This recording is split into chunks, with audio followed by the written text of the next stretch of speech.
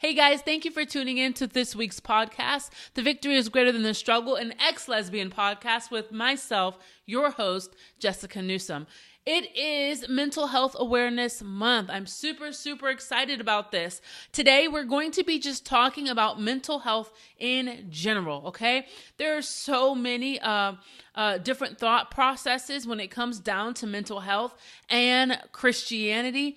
And so I'm just going to give you my thoughts and opinions, no Bible verses today, just my personal experiences when it comes down to mental health. So I guess one of the major issues that we talk about when it comes down to mental health is there's two main, what I've noticed, okay, two main viewpoints. One is we don't need to struggle at all with mental illness. God will deliver you and heal you. Boom, it's done. What's going on? Why are you struggling?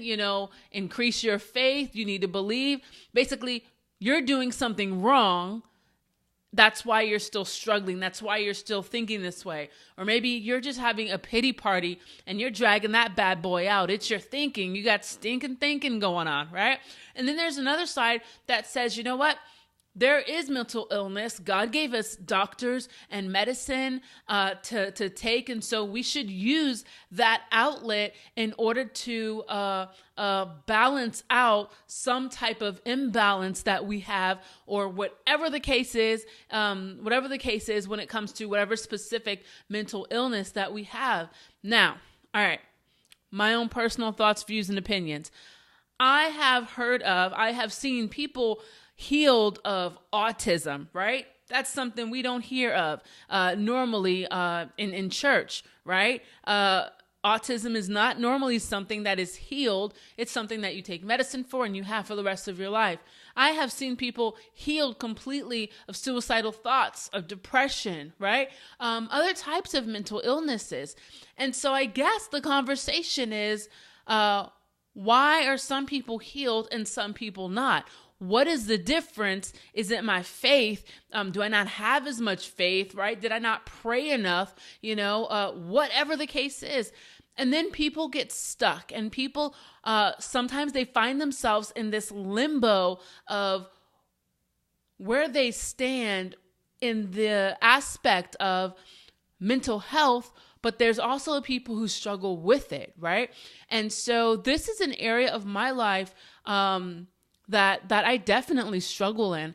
I have struggled with mental health since a very early age. I saw counselors, things like that, but I've never been big on medicine, ever. I was always the kind of person that was like, this is garbage, basically, okay? I had the viewpoint of, I'm just sad, I'm just mad, I'm upset. I just need to change the way I think and feel, and I'll be fine. I'm just throwing a big old pity party and whatever, or this is just the hands, the hand that I've been dealt. Life sucks. So this is just where I'm at.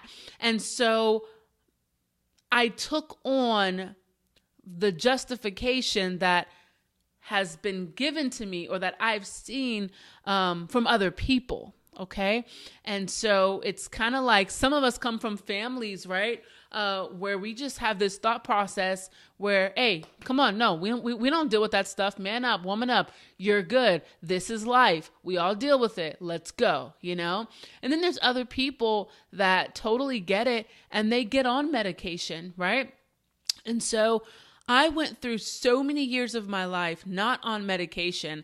I tried it and then got off of it, but I was really never on medication, and I just got used to my problem, got used to my circumstances, got used to the fact that, quote unquote, life sucks, so we have to deal with it. And so it became just my normal. And for a time period, it got better, but then it just seemed to kind of just creep back up. And when it started to creep back up again, I started to have those thoughts of, well, I might as well just take my life. I might as well just end this, and one day, with the help of amazing pastors, one day I came to this conclusion.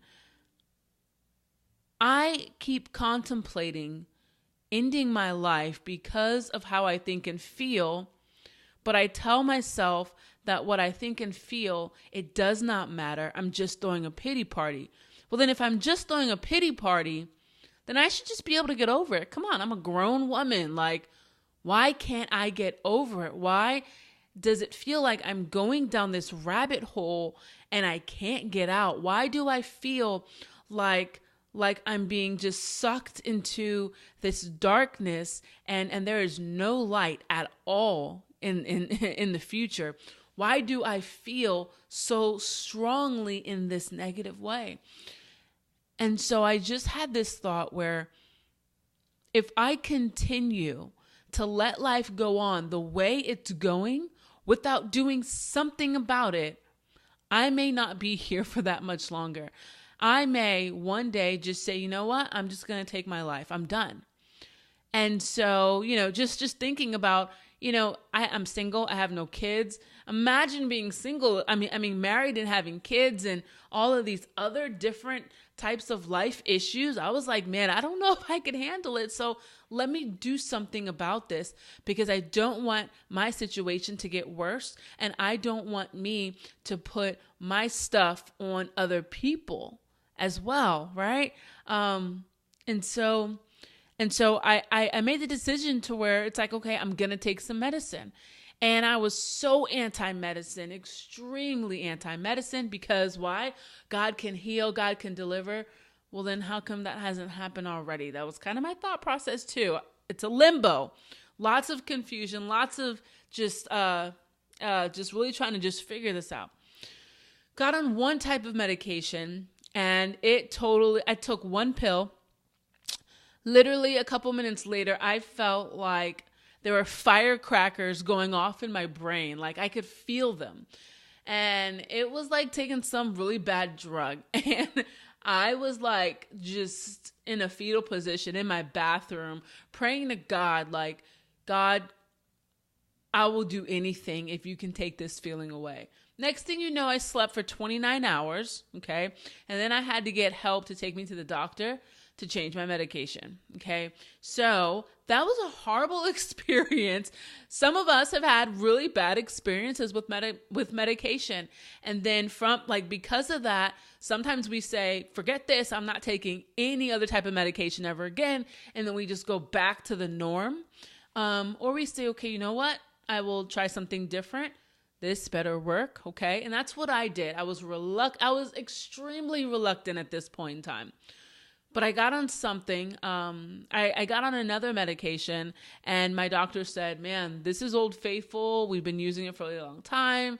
Like it's the smallest dose. I'm like, okay, fine. I took it and I didn't feel any like change as far as it didn't like whack me out or anything like that. And so I was like, okay, I might be able to do this, right? What I noticed was taking the medicine helped me to get to a better place mentally. It helped me to get to a better state of mind. Okay. Now I'm going to flip it to a religious aspect, Christianity. Okay. Now I have said before to God, I struggle with suicidal thoughts. I struggle with depression. Take it away. Okay. And I mean, come on, I'm not God, so I'm not even going to begin to try to explain any of that. I will never do that, right? Because God is God and he's good and he's faithful in everything. Okay. Follow me. And so what I noticed now with the medication that I was starting to take, because I was in a better headspace, I was able to begin to notice this type of attack from the enemy in my life as it was coming. So the Bible does, I said I wasn't going to talk about Bible, but it always comes back to it. Okay. So the Bible talks about, right, in this life, yeah, we will have struggle, but Jesus has overcome this world. And at the same time, he has given us tools to be overcomers ourselves. He has given us the Holy Spirit in order for us to be able to overcome all of the tactics of the enemy, period, to be more than a conqueror, right? All that good stuff.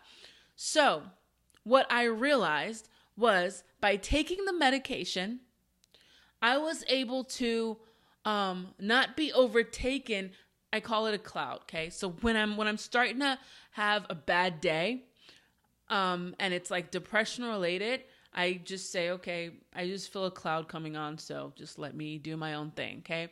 And so without medication, I can feel the cloud coming, and it's just coming. And I'm like, I know what this is.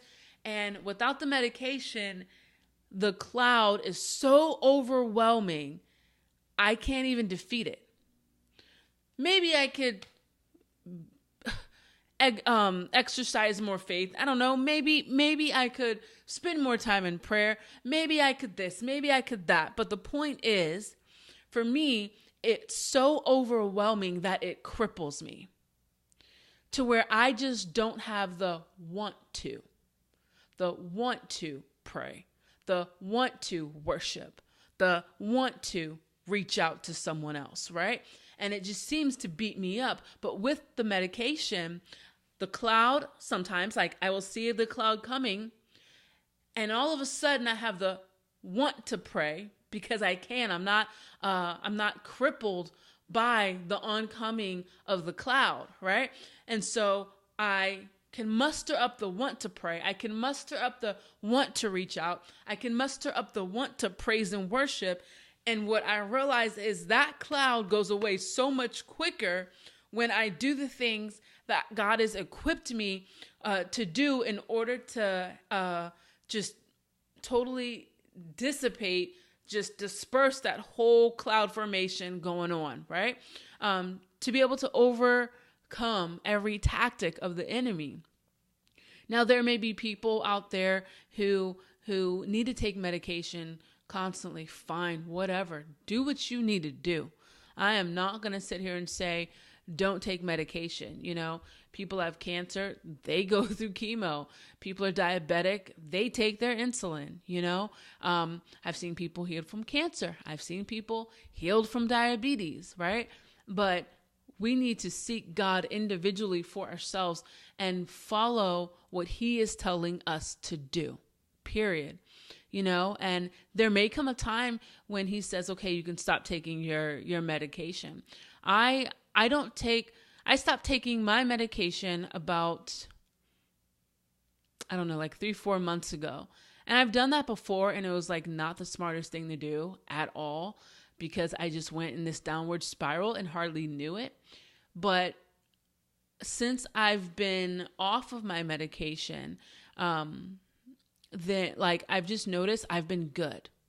I've noticed that when those clouds do come, I can take my medication if I want to, but I've learned how to stand and use the weapons that God has given me to be able to deal with that, coupled with some really good friends. Man, if you do not have good friends around you to help uplift you and to talk through this stuff, man, one of the things that I really battled with was, you know, Jessica, I can be really hard on myself. And I could just sit here and say, Jessica, stop complaining all the time. You've already told your friend that this is what you feel and think. You're going to tell them 3 weeks later, the same thing. They don't want to hear it. You're being a burden. Grow up, you know? You're supposed to be spiritually mature, Jessica. You aren't supposed to be dealing with this over and over again.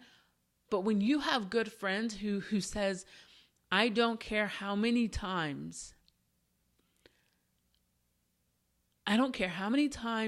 you need to tell me the same thing over and over again, I am here for you and I love you. So tell me what you're thinking. Tell me what you're feeling, and I will be there for you. Sometimes we just need a shoulder to lean on and someone to reach out to who is available to be that person for you. And man, if you struggle with mental health issues at all, you know, man, you need accountability. You need it. You need accountability. And, you know, you need to follow the advice of your doctors, as well as you need to follow God. You know, I definitely don't believe that I need to take medicine 24/7, you know, and amen to that, you know, but whenever if I do need it, I do have it, you know, And so that's really good. And so I'm just believing for myself that I will continue to be at a place to where I don't have to take any medication. And if there comes a day to where I need to take it again for whatever reason, there's no shame in doing that. There's no shame in saying, I need a little bit more help, because I think the worst thing that could happen is us take our own life because of what we're going through. Just because we want to appear to others as some phenomenal, perfect Christian, and that's garbage. We all have our own struggle. And so just because someone else doesn't struggle with depression or anxiety or whatever it is that you struggle with, that doesn't make you any less of a person, any less of a Christian than they are. Because when people don't understand your struggle, they don't understand. And so you need people who, even though they don't understand, they can be there for you. They can be that shoulder and not make you feel bad for what you're going through. That is a good friend. That's a good friend. So that's about it, guys. Post something about Mental Health Awareness Month. If you're a believer, definitely just hashtag mental health awareness and give a good, amazing Bible verse or whatever. Encourage someone who is a believer that they don't have to hide behind this facade of wanting to be a perfect Christian, but they can be totally transparent about the way they think and feel. And there's so many other good resources. The suicide prevention hotline, as well as really amazing, just little memes and all these different things for mental health awareness, to where you can see that there's other people that are like you out there who feel the exact same way. You will find memes that and quotes and little stories and stuff that totally line up with exactly how you feel, and sometimes that within itself is a really big encouragement, and it's a blessing. All right, guys, I hope you guys enjoy this podcast. Happy Mental Health Awareness Month. Post something, let people know that it's okay to reach out and it's okay to speak up, and we don't have to shame anyone for publicly speaking up, because it's not about other people. Forget other people. It's about you. It's about your health. And people that will love you, they'll respond, even if you don't know them. Love you guys.